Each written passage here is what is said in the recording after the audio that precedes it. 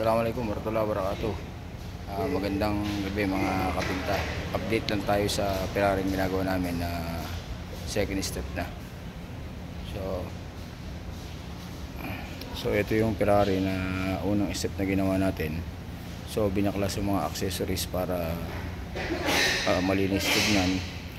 So ayan, tinanggal yung side mirror, door handle, rubber.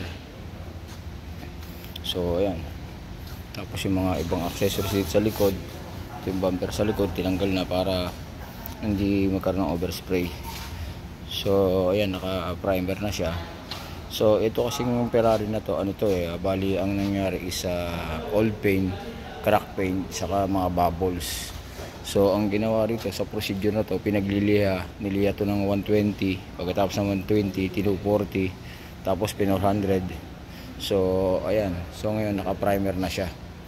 So yan lang.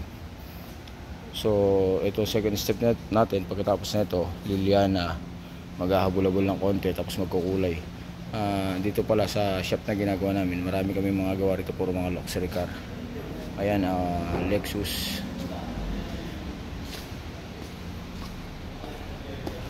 ito Mercedes,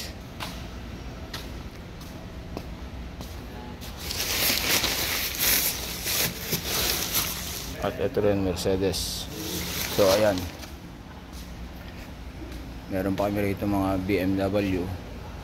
Ayan, nire-repair pa ng latero. So ayan, tapos yan.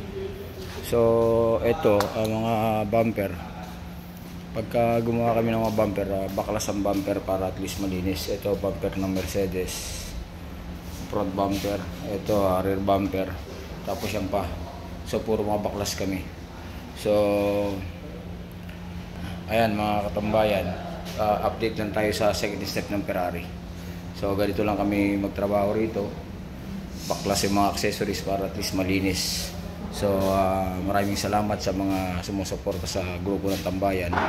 So kahit pa unti-unti sisingit tayo ng video para naman yung mga followers natin na kahit paano na sumusubaybay, meron silang napapanood. Maraming salamat sa inyo mga katambayan. Thanks God po, at kahit paano makapag-video tayo ng paunti-unti. Maraming salamat po.